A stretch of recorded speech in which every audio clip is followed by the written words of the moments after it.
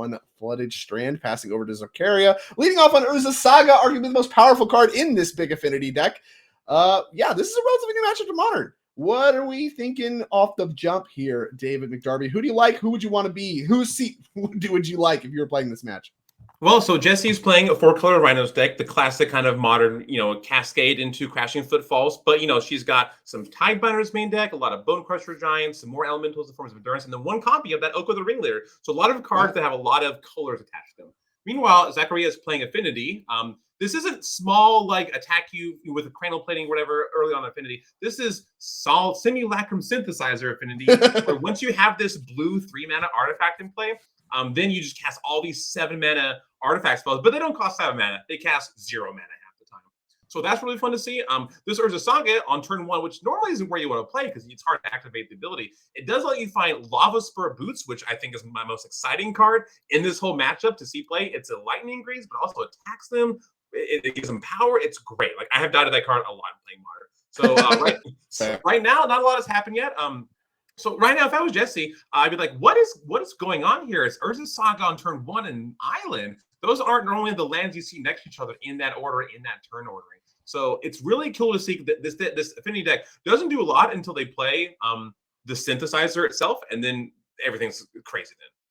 Well, for Zacharia, I think you can be pretty expected as to what Jesse's third turn is going to look like. She did use her Lush Portcullis to graveyard the Ardent Plea early on, as well as developing the mana in a classic way, Triome plus Surveillant. And then you see Jesse kind of giving the squint. Yeah. What are you doing over there? Maybe giving some nods to potentials for counter spells or something of the like. But you have to imagine she already has a Cascade card dialed up.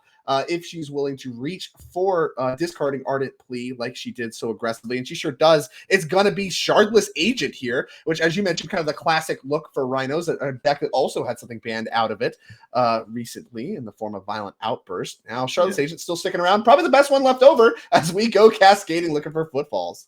Yeah, Jesse had exactly what I would do. Is like, what's going on over there? Do you have like Mana Leak or something? Uh-oh, the Oko spotted. Oko sighting. We got a reader. Sighted. There he is. He's very attractive.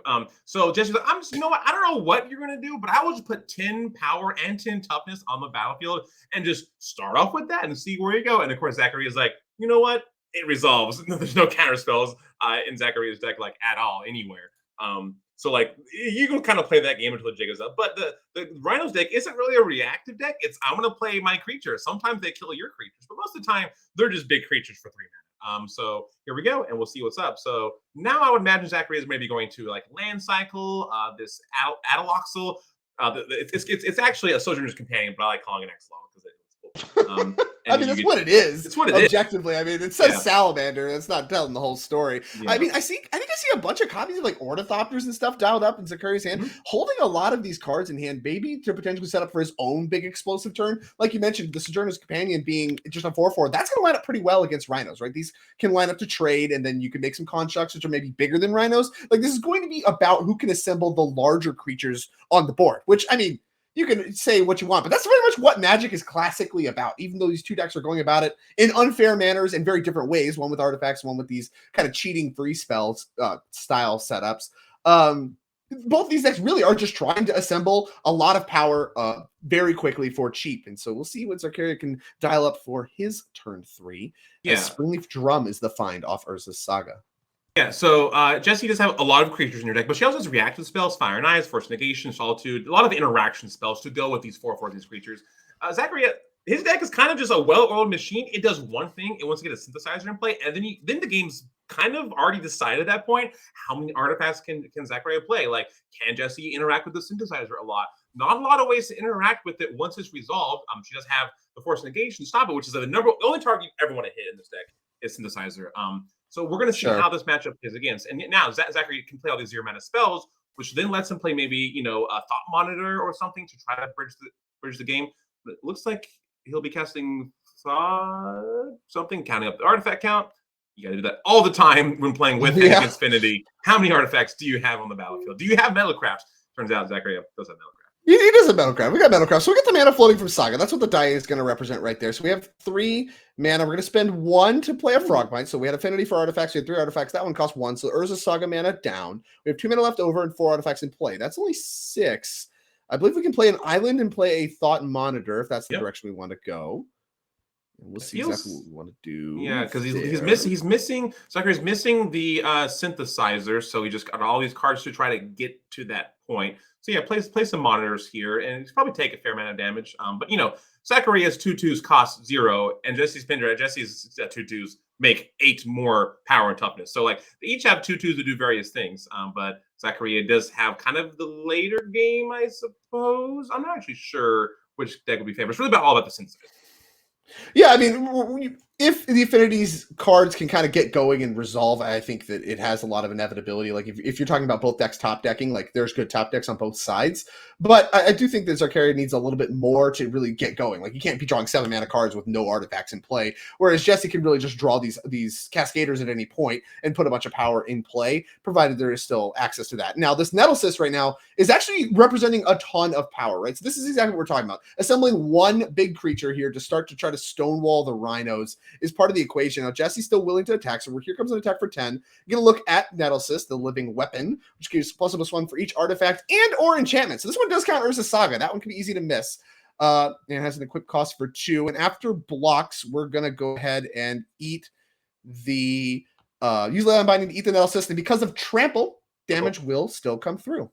Trample. Yep. These one mana interaction spells that can hit anything. That's just Leyline Binding. That's why you go Lush Portico into Xander's Lounge, like an amalgamation of like a monstrosity that shouldn't be possible in modern, like the fastest, most commonly played old format. Like that's so fast, that's so much, but like you get 1 mana spells. Just watch out for Blood Moons. Yeah, well, here comes Thought Monitor. Jesse giving Thought Monitor some thought. I thought we only had access to Force Negation. We got some more interaction? Oh, we do have a Boseiju. Do we want a Boseiju anything as part of the equation?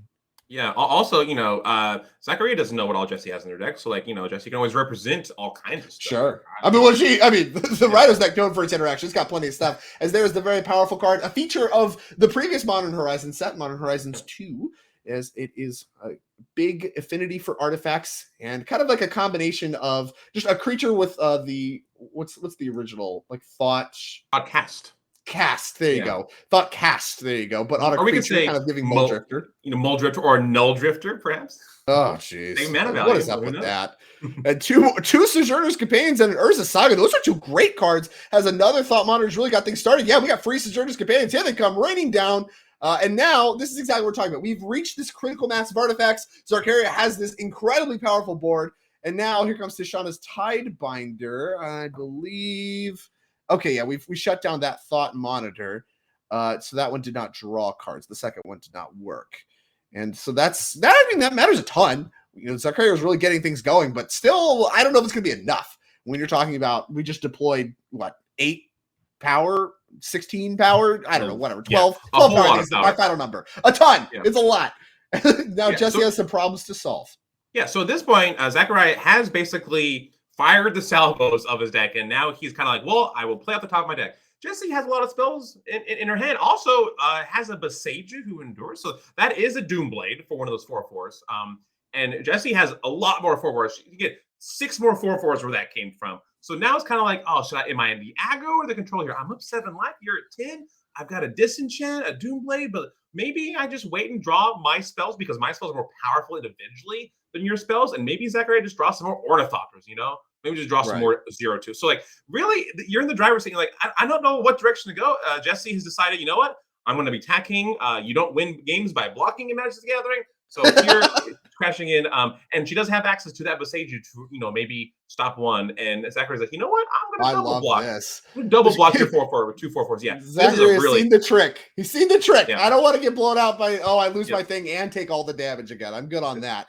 But it does mean that some blocks like this become available. And yeah, that is a great exchange for the Rhinos. A bunch of artifact cleared off the board. And here comes a follow-up Ardent Plea to make 2 more Rhinos. Quickly shaking the head is Zacharia, who's going to find 2 more Rhinos facing him down. Yeah, for Zacharia to get his 4/4s, he needs 7 of a certain type in play. Jesse has to cast a 3-mana spell, and then you get 2 4/4s, and there's not a lot of cost associated to it. So, like, that's just showing how strong, because like you do see the Rhinos deck a lot more in modern than like these builds of Affinity, which is kind of a new thing made possible just through the big score. So like it's a new entry into the landscape that is modern. But that's just you showing, oh yeah, this 5-color, 4-color, 3-color teamer-ish Rhinos deck, it's still got it. You know, we may have lost Val and Outburst. We changed a black-red spell for blue-white spell from the Ardent Play and just keep on trucking.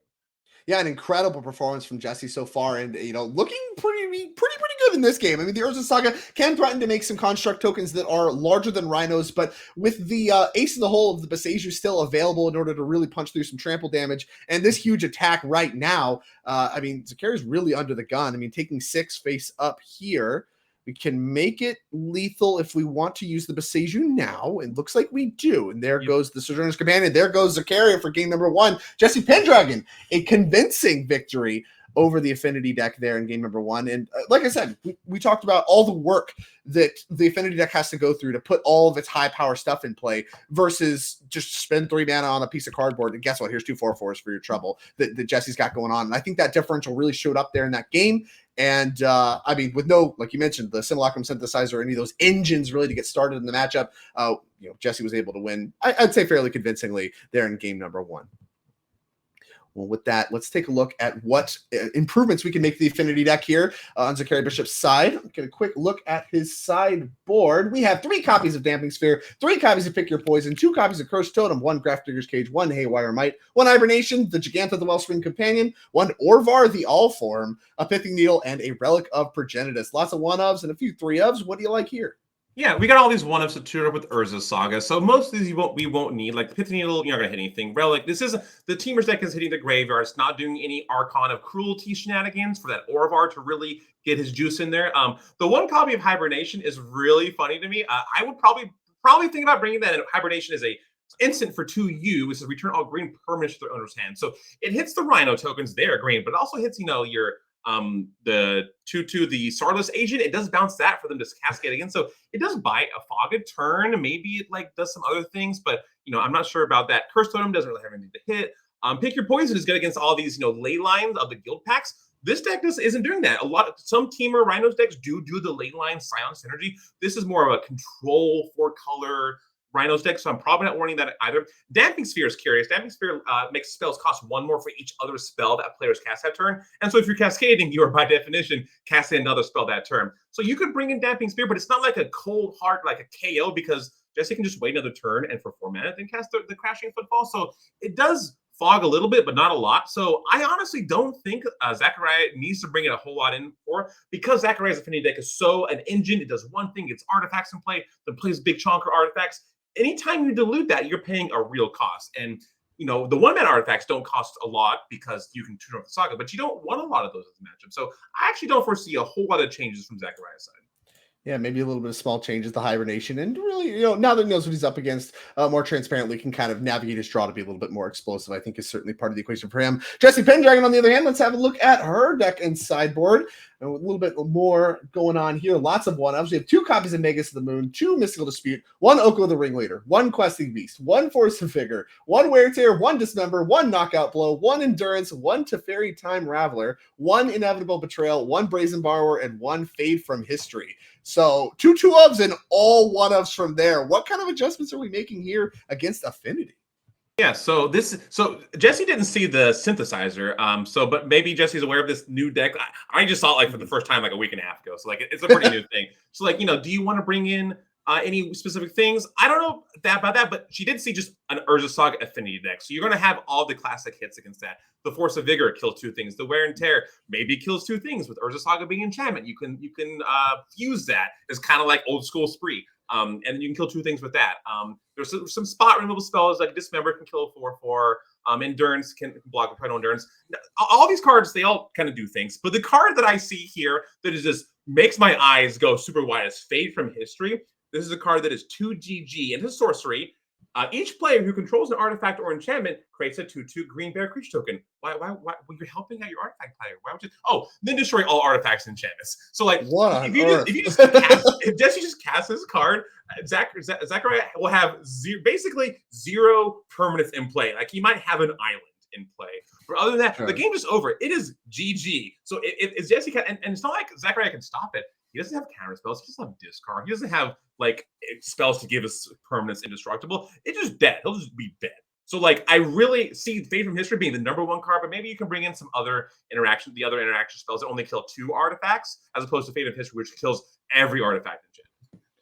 Speaking of artifacts that it may not kill, we get to start out there with the Tanglepool Bridge, the tapped artifact land, taps for blue and green. Zacharia, a little smile from Jesse as we're looking at our turn one. Maybe she also has a tap land. Tap land is becoming an increasing fixture of the modern format thanks to Triomes and Surveil lands, but now also indestructible artifact lands. That one dodges the Fate from History. And Yeah, I don't. Yeah, that one does dodge it. I was hoping to see if I could see a Fate from History in Jesse's hand, but I don't think it was in there yet. But don't worry, I'm sure it's coming. I know it's in the 60s somewhere. And here Zacharia is playing a Moon Snare prototype. It's really kind of like a Springleaf drum, but it's blue. it has that channel ability, a little bit extra interaction for your trouble. Another Darksteel Citadel, another indestructible land. So we do actually have our artifact count growing very quickly thanks to these artifact lands. The original ones banned from Modern, I believe still banned from Modern. I mean, it's weird that we printed more but kept the originals banned. I don't know. I don't make these decisions, but there are artifact lands that are not legal in Modern because of how threatening and potentially powerful in setups like this they would be. You know, powering up, juicing up those affinity cards so quickly is really what they're infamous for and what they would do if were they legal in the Modern format. And here we see Darksteel Citadel and Tanglepool Bridge doing exactly that for Zacharia, who does have a Thought Monitor in hand that I believe we can get started with thanks to Memnite and this Moonsnare prototype next turn. Yeah, and here comes the classic Lush Portico into Xander's Lounge, the one-stop shop. So now any Leyline bindings the Jessie may have are able to be cast for 1 mana. Don't think she's got any, but that's right. Yeah, Zacharia can play another Moonsnare prototype. It keeps the affinity count. It ups the affinity count, but it keeps the total mana costing needed for these thought monitors the same. But it progresses your board more, so that sounds great. Jessie does have a Force of Vigor in her hand, I believe. So like she's trying to figure out, can I stop? Yeah. So now that Zacharia could cast, these thought monitors, she's like, you know what? Let's stop the door on that right now. Get rid of this Crashing Footfall. It's dead to me anyway.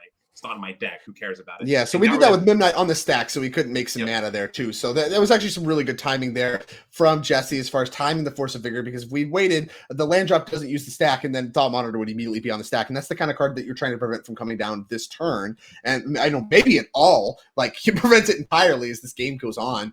We'll see exactly if that does happen. That was a great card to have and a great use of the Crashing Footfalls that was just hanging out in hand. That one pretty slow to get started, not really serving you much use. Well, pitches to Force of Vigor. So great card for Jessie to have. They're one of Force of Vigor, as all of her sideboard cards are one ofs. And back to Zacharia we go. No instant speed Violent Outburst means no Rhinos coming down this turn.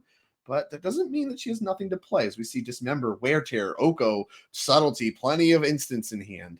Yeah, it looks like Zacharia has a fair number of lands in his hand. Here comes a Fomori Vault, another big score card, I believe, that lets you look for more artifacts in your hand, in your library. Because like what Zacharia wants most is the synthesizer right here. But instead, he's just going to play a Thought Monitor, just a classic, 2/2 flyer for 4, draw 2 cards, which isn't bad rate. All things considered. Oh, we're doing it. Drew another Thought Monitor off it for next turn. Yeah, I mean, this is exactly the kind of sequence Zacharia is trying to set up. And now, not under the gun of Rhinos like he was in game number 1, means that he has time to do things like activate Vault, like play all these Thought Monitors and start to find some of his really big payoffs, like the Synthesizer, like the Sojourner's Companion. There's a lot of pressure on Jessie to get something going and actually get some pressure on Zacharia's life total because, he's really starting to get the ball rolling with these artifacts. That Force of Vigor bought you time. It's not going to do the entire job itself.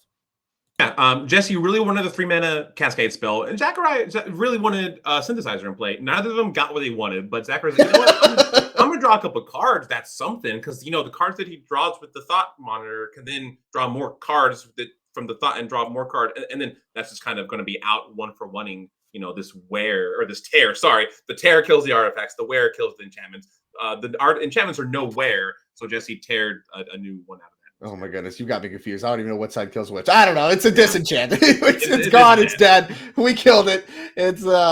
We went ahead and killed that. And now Jessie kind of stuck maybe on how to sequence her 4th turn. A lot of options. I mean, hold on. We got Dismember, Teferi. Oko, the ringleader, could come into play. And that Oko just skips that artifact step and goes right to the 3/3s, right to the Elks. Skip the middleman. What happened? So What happened? I thought Oko was a 3-mana card. Why did we make it 4-mana? Could have been. We could play last turn. What happened? What's going on? what happened? I'm not sure, but this one has passive ability text, and those are always good. Any Fair. Okay, fine. planeswalker, It's worth more is- mana. yeah, it has passive. It has a passive ability. So now Jessie either can keep up this subtlety or play the Oko. She did play an untapped Shockfins, which you have to cast a spell. So now Jessie's like, oh, should I keep open the subtlety or just start making 3/3s? It's really depending on the quality of the threat she thinks Zacharia could produce. She's And like, you know there what? is Oko I'm the gonna start Ringleader. He's playing going to some get another read. We should Yeah. too if we can get that one up on the screen. Let's get a copy of Oko the Ringleader up. So that's 2 GU for Legendary Planeswalker Oko, a mythic from Outlaws of Thunder Junction. You mentioned the static ability. It says the beginning of combat on your turn. That's a triggered ability. What's going on? At the beginning of combat on your turn, Oko the Ringleader becomes a copy of up to one target creature you control until end of turn, except he has hexproof. He has a +1 to draw 2 cards. If you've committed a crime this turn, you discard a card.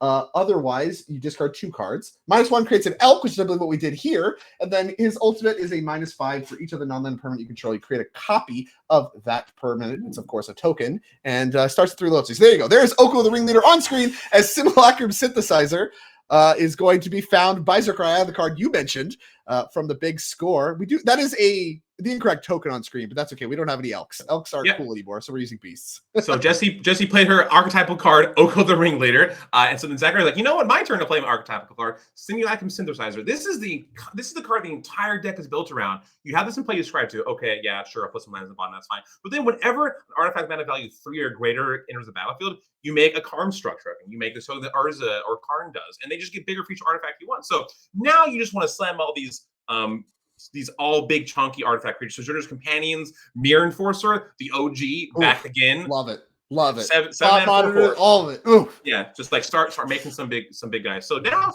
but Jessie does have a Leyland Binding for this artifact because you can't let that just sit around. The artifact will be bigger than the elk tokens, and we can't have that here on the Elks must be the biggest thing on the battlefield, says Jesse PenDragon, answering the Simulacrum Synthesizer. Typically, you want to be able to play a synthesizer and some other stuff on the same turn. Zacharia being low in resources really kind of needed the scry in order to get things going, but does actually have a great hand dialed up. He's got Midnight. He's got another synthesizer. He's got some big things to play as well, including Thought Monitor among the mix. So does have a good turn if he can just get that critical mass of artifacts dialed up. But in the process here, Jesse's assembling a pile of planeswalkers.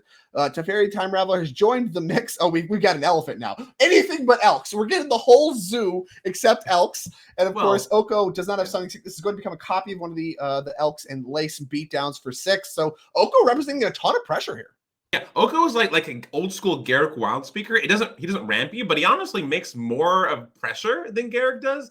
And you can do crazy like copy a Titan and attack and like do whatever a Titan would do. So like Oko has a lot of finagleness about him. And it's just really cool to see this 4-mana Planeswalker that just came out in Outlaws of Thunder Junction kind of just get the beat down in. Because now there's 9 power in play. If you count Oko as 3 power, that's a lot of pressure and not a Rhino in sight. There's been no rhinos, just elephants, goats, and beasts. So my. Yeah. At what point can we start calling this a zoo deck, you know? Yeah. The whole zoo. Zoo against robots. It's really just man versus machine. It used to be loam lions and Nicodles. Now it's, rhinos and elks or whatever. We're just getting the whole the diversity of zoo. Well, we got a Midnight. We got a Simulacrum Synthesizer. And we also have a Thought Monitor still in hand, which is going to be able to start making constructs now. So that's 3 mana there. There's Thought Monitor. That one's going to draw 2 cards, make a construct. So now our artifact count is 1, 2, 3, 4, 5. We need a 0. Zacharia drew 2 7-mana Affinity colorless cards. So if we count 4, 5, 6, he's got 6. I think we're 1 short. Ooh, 1 short. If he can survive a turn, he's untap and start slamming, I don't know, like 25 power to the board or something like that. Oh my god. Well, he's got blockers now. Now, obviously, really the only good blocker is that construct token. But assuming Jessie doesn't draw something like her fade to history, I mean, the Dismember can do some work taking care of some of the artifacts and making some of the blockers a little bit worse. So that's going to pick off the Thought Monitor. And willing to pay full retail as far as the life goes for that one is Jessie, as she is ahead. But we've seen this before. This is kind of the texture of game number 1, where it's like, Zacharia is like really setting up with this Urza's Talk and all this other stuff to have a ton of large creatures in play. If this game continues, Jessie's got some pressure, needs to find a way to kind of clear the way and end this game before Saga and Synthesizer can go crazy. Now, she did a great job of that in game 1. Can she do it again here? I don't know. Now, a crime has been committed with that Dismember. So now Jessie will draw 2 cards with the Oko and only discard 1 card. That's just a I think we catalog. did that on Instep. I think we had to do that. Yeah, I think we did Okay. that on Instep. So All right, we actually have to we're discard too. faithless looting, or yeah, we can go faithless looting. Sure, Faithless looks fine. Dak Faden Plus also kind of works for me. I don't Yeah, know. Like that there's one's a more blue one. intuitive. There's the blue one, right? The old school blue 1 mana draw 2 discard 2 from old Oh, Reanimator. don't get me started on these old cars. I don't know. I haven't been around that long. Come on, too. Anyway, Crashing Footfalls land hit the bin for Oko the Ringleader. Uptick onto Fairy, and now the attacks are complicated. We have a Yeah. 1, 2, 3, 4, 5, 5 construct. So that one couldn't have been dismembered. It was a 6/6. We do have a Beseiju to take care of it, and that's going to allow us to start attacking. Oh, so a post Oko crime probably enabled through Oko. Garrick Wildspeaker can't do that. Garrick Wildspeaker Can't draw cards. I mean, that one matters. That's wild. And here comes an attack for 9. This is a huge attack. I don't think we have to chump block yet, but you do need to start to consider some of the reach that this deck has. Talking about Bone Crusher Giants primarily, Fire Ice, things of that ilk.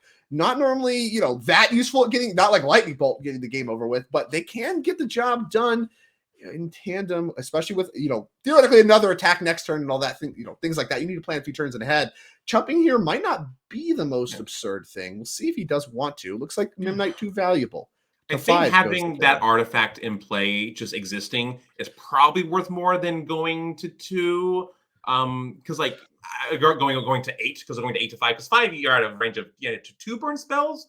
In there, 3 burn spells, I think. Yeah, Jesse. I mean, Zacharia doesn't know the exact number of burn spells, but Jesse only has 2 mana burn spells, so like you need 3. So I think it's great not to block, because now that Midnight starts counting for all the construct tokens that are about to be made. 2 from the spells in his hand, 1 from the Urza Saga, maybe another one from another card he drew, maybe 1 from the Vault or something. Who knows? But there's a lot of robots about to be made on this turn.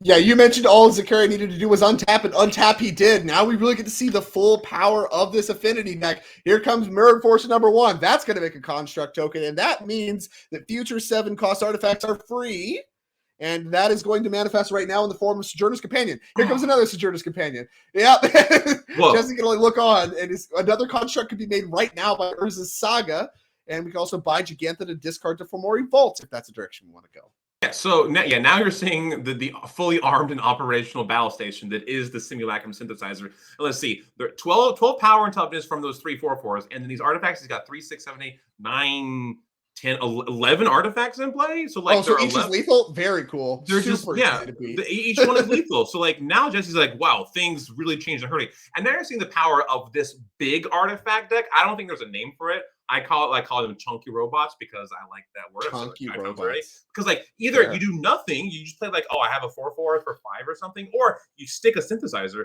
and then you can untap it. And then the party really starts. And here we're seeing the results of the party. And even with Jesse's careful studying, the name of that blue draw discard 2. There it is. Yeah, the old Reanimator card. Yeah, we're going to see if Jesse's careful study can get her out of this pickle. This is quite a pickle.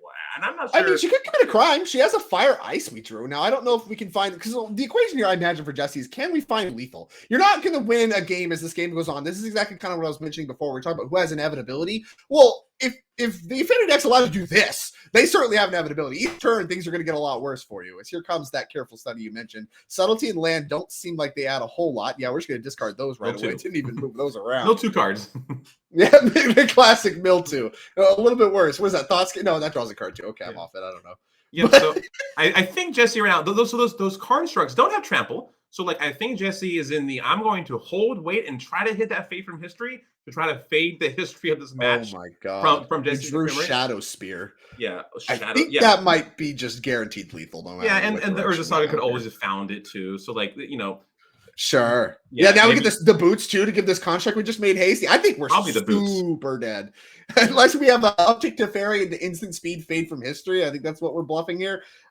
You just don't, which I don't know what you can even do to play around that. We're gonna get this game over with. Here comes Aether Spellbomb. Another way to remove a blocker for Zacharia, and this game looks to be very over, which is awesome because we'll get a game 3, and we really get to see kind of the power of all the new cards from Outlaws Thunder Junction, both big score and from the main set. Yeah, Shadow Spirit. Jesse's seen enough. We're wasting time here. Picks it up, and to game number 3 we go.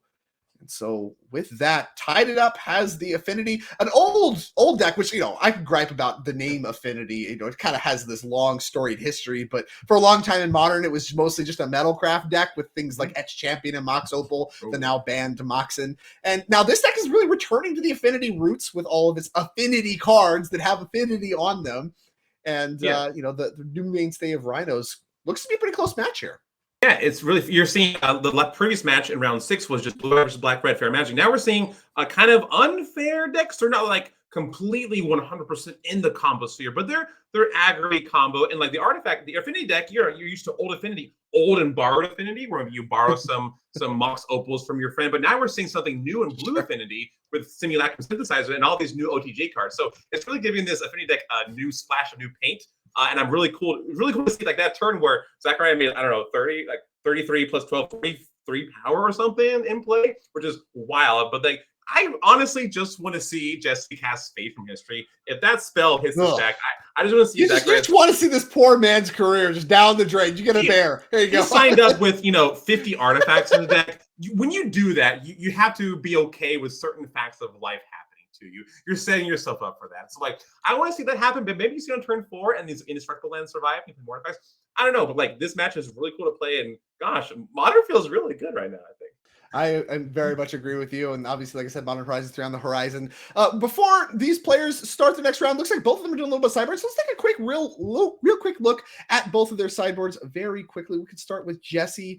Get a look at her Rhinos deck once again, see if she wants to make any changes. Both players, like I said, made a little bit of changes. And the card I want to highlight, do you want to reach for these Magus of the Moons to shut down any of the Urza Saga Fomori Vault stuff? Obviously, the artifact enchantment things, I think that the gigs out, those are insane. Are we reaching for the moons? Well, so Jesse, it is a real cost for Jesse to play these Blood Moons. Like, she's got some basics, but like you have to, if you draw your Lush Portico into your Advantage Lounge, it could be really rough for you, and you can't hit that Leyline Binding for the Synthesizer with 1 or 2 mana like you're wanting. So it is a real cost. And Blood Moon doesn't remove the artifacts from these lands. They're still artifacts. So like Zacharia can still then play these big chunky artifact creatures on the cheap. Maybe he can't cast a Thought Monitor, but anyway, we're going to see what they boarded in with Zacharia being on the play in turn 1, Darksteel Citadel into Aether Spellbomb, which isn't like the best turn 1 play in the world, but like you got to do something, cantrip until you find your Synthesizer, Well, something pretty heads up we've seen Zacharia do quite a bit of that I've actually been very impressed with is hold a lot of the 0 mana creatures. If you're not doing anything with them, the couple points that you may or may not get is not really worth letting your opponent be able to pick them off before you can really just vomit them all out and have this explosive turn. And we see that manifesting here again with a Mimknight staying in Zachariah's hand. He's like, I don't really care about that extra point. I don't want to let you spend your mana on things like ice or whatever, or fire rather, just picking it off and like me losing these artifacts in this exchange as you begin to set up. And yeah, as there is ice, that could have been fire to pick off a Mimknight. Instead, you're just icing down the land. That doesn't lose you any material. And so I think the way that Zacharia is playing this is very intentional with saying, hey, each of these is worth a mana. It's very important to me to keep in play. Letting you just pick it all off and the 1-for-1, using your mana well turn over turn. That's how I lose this game.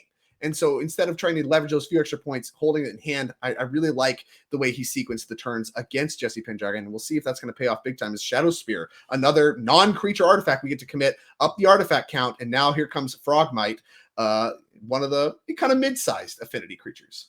Yeah, this deck doesn't attack with Mimknight on turn 2 to get your opponent down. It will want the artifacts really just enablers for the Thought Monitors and such in play. So Zacharia does play the Frogmite to try to get maybe attack with Shadow Spear next turn. Who knows? But Jesse was like, you know what? This is what my deck does. This casts a 3-mana Cascade spell into some Rhinos. So Jesse's like, this is the opening Jesse wants.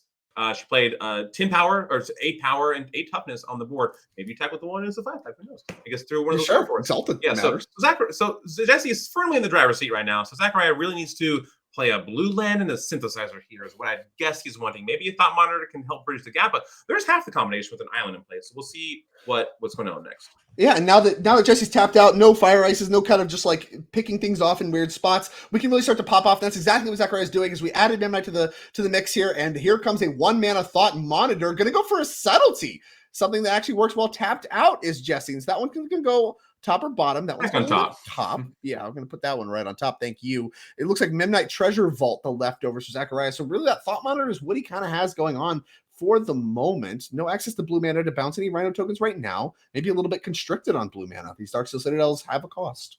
Yeah, so it looks like he'll just suit up a Mimknight, the Frogmite, a different Mite, excuse me.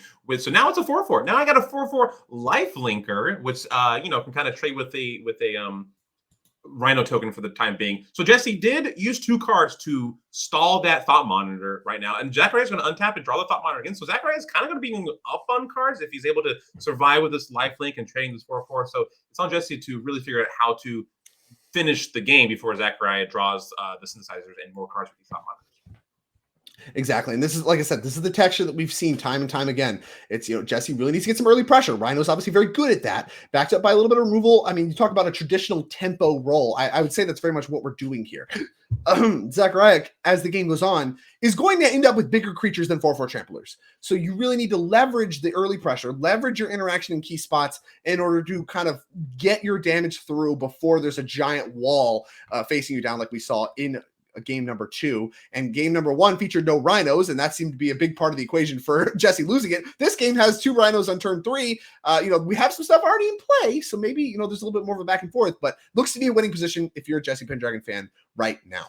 Yeah, and Jesse attacked, for 8, and Zacharia could have blocked the extra trade, but Zacharia did get not blown out, but did get a removal spell on a creature, which made that a unfavorable trade. So Zacharai's like, you know what? I'll take it. I'll take you back for 4. And he's like, didn't get the bait. Well, I'm still gonna kill your creature, your Aether Spell Bomb with my Leyline Binding, because that essentially saves one of my creatures from your Leyline Binding. And yeah, it very much shows exactly how much Jesse's relying on these Rhinos to get the job over with before things get out of hand. And I think firing off Leyline Binding on a 1-mana card like Aether Spell Bomb really, really signals that. And, Zacharia finally got to resolve the Thought Monitor, not bigger than Rhinos, needs to draw some 4/4s. And I think he might have. I saw a Sojourner's Companion, I think, and there's a Saga among the mix. These cards can really start to get things going for him. So here's an attack with Frogmite, that 6-point life swing functionally, thanks to the life link, worth quite a bit. Yeah, so now Zacharia is hoping the Shadow Sphere just keeps him alive long enough. Yeah, here's a 4/4. Here's a Mimknight, but with the giant, with the riding the Dealer horse is attached to it. Comes to one at the party. So just now it's a 5/5 with lifelink, which is does stop Rhinos in their tracks. Zacharia is keeping that Urza Saga in play because he played the Treasure Vault this turn, which can get killed by a removal spell if Jesse wanted to burn one, but it's probably not worth it. I think we have better targets at this point. But yeah, obviously playing an Artifact Mana to make the Companion free, and then we can go ahead and move the Shadow Spear over a 5/5. Now that's bigger than the Rhinos. We need to get the Shadow Spear, the Companion, maybe both off the table in order to keep attacking, or things can very quickly start to get out of hand. We'll see what Jesse has assembled. Not a lot of resources left, but not on empty quite yet. Yeah, looks like she got a Subtlety and a Leyline Binding, so still some gas in the tank. But yeah, you know what? She still has that Leyline Binding play on hitting a creature after you block. Yeah, just like that. Exactly what we're gonna do. Get that trample damage going. I think we're deciding whether or not we want to hit the Shadow Spirit or the Companion. Or because we can get both if we are willing to trade off a Rhino, or we can just take care of the creature and hope that you don't have anything 4/4 sized or bigger that could actually really, threaten to eat Rhinos and really make things bad. And that's exactly, a risk that you could take. Actually, she chose not to. So she did choose to go ahead and exile the Shadow Spear and then trade off with the Companion. So that gets it off the battlefield and gets the Shadow Spear off the battlefield as well, but does give her only 1 attacker left. And with 11 life for Zacharia, even unblocked, it's a 3-turn clock. And this Saga is going to threaten to eventually put a stop sign in front of that. So we got more problems to solve, but we got draw steps to do it. Did he draw Synthesizer? Synthesizer's in the grip. Oh, that's a great draw for Zacharia. Here comes a massive attack for 5, threatening to race. Synthesizer backup. Everything seems to be coming up Zacharia right now. And Subtlety not adding too much to the mix. There's an Enforcer and a Frogmite. A 4/4 and a 2/2. They don't cost 0 mana. And they come with big friends of their own. So it looks like Zacharia is splitting the difference, keeping the 4/4 on top, putting the Frogmite at the bottom, because it honestly won't matter at that point because Urza Saga will be happening and shuffling will be happening. So he thinks he can do better anyway. So Zacharia does have a really good board presence right now. Companion in the graveyard, Companion in the exile. But most importantly, Synthesizer in play. Jesse did draw her 4th land, so any from history are online. It's a card that we got to think about. It's one of the last good ones. Now we do know Subtlety is kind of the face-up card, more or less. I think there's the other card in hand right now is an Endurance. So 2 elementals that we have in order to maybe sneak through some flying points, maybe sneak through some surprise blockers in order to get things moving. Here comes Mirror Enforcer, and the wall of constructs is starting thanks to Urza Saga, thanks to Mirror Enforcer, Synthesizer, all the cards like that. We're really starting to see all the creatures that are bigger than Rhinos come down. And we're going to have Endurance. Go ahead and do some surprise blocking. Yeah, it does. It matches up quite well against the Thought Monitor. It's ate a few of those, a few Delver's Secrets, a few Dragon. It eats all my cards. I can't beat that card ever. It's just I do it all the time too. I just die because my planeswalkers and everything. So yeah, so that's the one spell Jesse can cast because she has a silver in her hand, but not a second blue. So that Blood Moon plan would be really, really rough right now. So anyway, Jesse did play some creatures. Both players are at 6 all as we're going into the final few turns. Basically even game, as the Basically, Crashing Footfalls on suspend that was manually suspended down to 1 counter. Unclear if that was actually going to come off suspend or not. A little late to the party and not really the way that Jesse wants it to be sequenced. I can't get a great look at the draw, but it looks like maybe a land. Land plus subtlety is not great. So now the question is, can we live? And it looks like the answer is no. So that's going to be game number 3. And Affinity going to win this match over Rhinos, the newcomer to the format. Now advancing to 6-1 here at Energy Indianapolis. That's a pretty impressive record and an impressive performance for the deck. I mean, it looked a little slow to get started, but once it really gets started, it is unbeatable. I mean, these are the biggest creatures I've ever seen. We're talking, what are we, 311, 33? What are we doing? There's so much power. 11-11, the biggest creature you've ever seen, Drake, and 11-11, you know. So yeah, we saw this deck, the 2 games it won. Turns out the 2 games they had, Zacharia has Synthesizer in play were the 2 games he won. And that's kind of the strength and the weakness of the deck, right? Like you've got these 4 mana artifacts, these 4 3-mana artifacts that if you got them in play, life is good. Oh my gosh, you can cast 4 spells immediately. It's amazing. But if you don't draw them, and you can't really find them, you've got a couple card draw spells, you've got a couple of vaults, a couple of thought monitors, but no ways to tutor it up. And if you don't find them, the deck is kind of a little anemic. So like but like, you know, you got to be lucky and good to win Magic Gathering tournaments. So like, if you're like, you can control being good. So you just got to get lucky and be as good as you can, and then you can win. And Zacharia totally did that. Yeah, I mean, exactly. And really, as we get Zacharia in the booth, we're actually going to be able to ask a few questions. I have certainly some questions about the deck list and kind of his thoughts on it coming to this event, and especially now that he's 6-1. But, you know, as we do that, I really want to highlight some of the power of the Outlaws of Thunder Junction cards in the modern format right now. Because like I said, we're kind of in this weird liminal space between, you know, we just had some really high stakes modern events over and over again. Energy series we have nearly every weekend, but we're really pushing up against Modern Horizons 3 preview season and some of the stuff that's already come out that people are already talking about, already excited about. And, you know, this, I don't want to call it like, it's not a dead format because obviously, you know, a lot of what exists in modern now is going to exist after. And the you know, a lot of decks are going to get improvements as well. We've seen some crazy looking Merfolk and stuff, for instance. But really, I think that's easy to drown out the impact of Outlaws of Thunder Junction with that Modern Horizons 3 right there on the horizon. And already in this tournament, we're seeing what an impact it's having. You know, the Hellspur boots being present in all the Saga decks, the synthesizers, the 2 copies of Oklo in the Fair deck. So we're seeing really a lot of really good options coming out of that set and what it presents. Also creating changes and churn in the modern format, bringing newcomers to the format before, you know, some potential big changes. Modern's really, you know, up for an interesting 2024, especially as we move into the latter half of season 2 in the NRG series. Now, I believe Zacharia is here in the booth. Congratulations. You're 6-1. You're having a great run on this Affinity deck. Yep. Yeah, congrats. Yeah, you were able to synthesize a victory in that match. That was really fun to watch. Yeah. So talk to me a little bit about your deck selection choice this weekend. So this is a newcomer to the format, right? It has some old faces in Affinity cards, but really the Simulacrum Synthesizer, I assume, being the new appeal and what's allowed this deck to burst onto the scene of Modern. Talk to me about your deck selection process and how you landed on Affinity. Well, so I bought the Simulacrums for a standard deck that ended up not being very good. So I kind of built this Affinity deck because the rest of it was very cheap. So I just saw it like in some leagues and challenges and stuff. Played it a little bit, but yeah, it's just been really fun. It's fun to just put 1,000,000 power into play and then attack with it. Yeah, that was a ton of power. I mean, even in that matchup, you know, like you were being interacted with, your artifacts Right. were being destroyed, and you had all of this power in play, really showcasing how powerful Synthesizer is when really it gets sick. going. It's like every time you scry with it, it's like a 7-drop on top, I swear. Yeah, you scribed that. You saw a 7/7 and a 2/2, but they both cost 0 and came with big friends. So like that has to feel so good. It's so nice. Yeah. Yeah. So talk to me too about kind of your positioning this tournament. So like in the Rhinos matchup you just played, I really liked how you were very, very commonly held like your 0-drops in hand to not get them picked off by mana early. So talk to me about that. Are you a long-time Affinity player? Is this something that you have in mind when you're playing against fair decks and the exchanging of resources? Talk to me about that a little bit. No, I mean, it's just like pretty straightforward to not play your Ornithopters and Numb Knights until like they actually do something. Right? There's no point in exposing them to removal for no reason. Yeah, that's pretty much just every matchup. I can't think of anywhere where I just run out the zeros for no reason.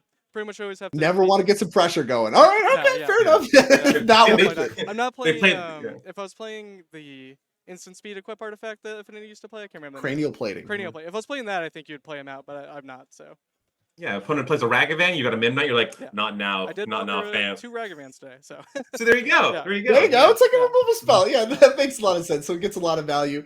And another highlight, I think I've seen certain builds with things like Metallic Rebuke, some various counterspells. You are in blue after all. You chose to eschew counterspells this weekend. Is that something you just copy a list, or is that a direct, like, intentional choice on your end? The list I looked at were playing it, and I cut it. I just don't think that card's very good, and I've heard Aspiring Spike talk about it and says he also doesn't like that card in these kind of decks, and I totally agree. I played Thoughtcast. I also thought about playing Forging the Anchor or something like that. It's 2 in a blue, look at the top 5, reveal any artifacts, and put them all in your hand. Whoa. I didn't get to play enough with that card, so I just played Thoughtcast instead. Fair enough. Yeah. Tried and true. Yeah, three mana, draw 4 cards, or you can have 1 mana, draw 2. You know? Yeah, exactly. Yeah. Sweet. Well, it was a pleasure being able to watch your deck in action. And certainly, like I said, you have a lot of expertise. And clearly, I mean, you mentioned you had it from a standard deck, picked it up because it was cheap. I mean, you look like you have a bit of expertise and an impressive record to show for it at 6-1 here as we move into the final rounds. So a little bit of Magic left to play. Any final shout outs before we go ahead and move on with the show? Goblin Games, Manhattan, Kansas, my LGS. Oh, nice. Awesome. Well, thank you so much, Zacharia. I wish you luck, and hopefully we'll see you again, maybe top 8. What's your take on Affinity? Yeah. I certainly want to watch more of the deck. Yeah, I think I have 2 winning in, so we'll Good see. luck. Yeah, thank you. Keep on some side. Good luck. All right, and we'll get some confirmation again, as we always do, from our back end to see if we have any backup match. We do not, so we're just going to talk really quickly about the future of the circuit in the NRG series. Is, of course, we have announced season 2. So we have one more event in season 1. That's the one you're looking at right now. That'll be St. Louis in June, a 10K Pioneer Showdown, which will, of course, function a lot like the 10K Modern Showdown you're watching right now, where the finals will have both players qualified for the RC, and then the winner, of course, gets all the spoils, the trophy, the token, the NRG Championship invite, all the money, the maximum points, the prestige, the RC invite, all the prestige, the bragging rights, and everything that comes along with it. So the Showdown, our highest stakes events we have here, and having Pioneer on the horizon, actually pretty interesting. We do a lot of Modern here, with Modern kind of shifting up a little bit. We're going to do some Pioneer. So if you've been waiting for a high stakes Pioneer event, you get your opportunity right there. But of course, we're not going to leave you Modern players behind. We have a 5K trial on Sunday if you want to check that out as well. Then, of course, we announced our season 2 dates, so you can get a quick look at those. There's Modern available every single weekend in season 2. Showdowns, Modern Showdowns, your ability to qualify not just for the RC, but also for the NRG Championship shows up on every single NRG series weekend in season 2. And of course, personally, I'm always very excited that we're coming back to Louisville because it's the closest to me here in Alabama. But $65,000 in cash prizes, plenty of RCQ special guests. You don't want to miss season 2. The NRG series and what we're building here is awesome, even if you're not actually trying to qualify, which you should be, of course. But if you're not trying to qualify for the NRG Championship, can't hack it or whatever, each individual weekend has so much on the line that you should definitely show up. Mark your calendars. All these dates you see: July, August, September, and November before we roll up to the NRG Championship. So with that mouthful out of the way, NRG series is a lot of exciting events, and there's plenty of Magic left to play here today. As again, that was round number 7, I believe. And then we're going to move into round number 8. So we got 2 more rounds of Swiss. Then we're bringing you the first 2 rounds of the top 8 as well today. Do not go anywhere. We have more Modern action coming at you very soon.